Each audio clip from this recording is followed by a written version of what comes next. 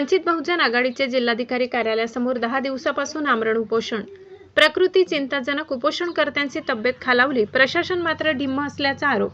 नंदुरबारमधून एक अत्यंत महत्त्वाची बातमी समोर येत आहे.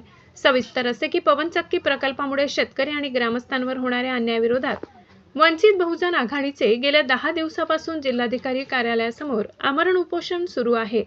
मात्र 10 दिवस उलटूनही प्रशासनाकडून अद्याप कोणतीही दखल घेण्यात आलेली नाही. अन्न पाण्याचा त्याग केल्यामुळे उपोषणकर्त्याची प्रकृती आता अत्यंत चिंताजनक बनली असून परिसरात प्रशासनाविरोधात तीव्र संताप व्यक्त केला जात आहे.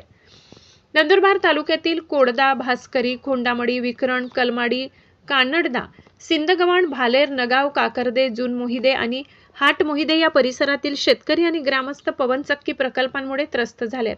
पवनचक्क्यांच्या धूळ आणि ध्वनी प्रदूषणामुळे तसेच अवजड यंत्रसामग्रीच्या वाहतुकीमुळे स्थानिक पिकांचे आणि दैनंदिन जीवनाचे मोठे नुकसान होत आहे. अन्यायाविरोधात न्याय मिळावा म्हणून वंचित बहुजन आघाडीच्या वतीने 13 ऑगस्ट पासून जिल्हाधिकारी कार्यालयासमोर आमरण उपोषण सुरू करण्यात आले आहे. पावबा आखाडे, अजय निकुंभे आणि देवबा पिंपळे हे कार्यकर्ते उपोषणाला बसले आहेत. संबंधित गावामधील पवनचक्की प्रकल्पांची तात्काळ चौकशी करावी. चौकशी पूर्ण होईपर्यंत सर्व कामे स्थगित करण्यात यावी. नुकसानग्रस्त शेतकरी व ग्रामस्थांना योग्य नुकसान भरपाई द्यावी. कंपन्यांच्या करारांची आणि परवानग्यांची सरकारशी तपासणी करावी. तक्रारीच्या निवारणासाठी जिल्हास्तरीय विशेष समिती गठीत करावी.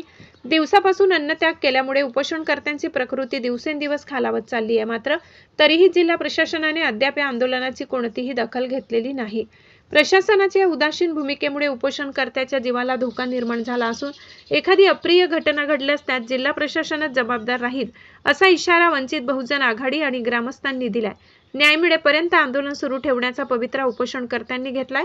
आता तरी झोपलेले जिल्हा प्रशासन जागे होऊन त्यावर कारवाई करणार का हे पाहणे महत्त्वाचे ठरेल.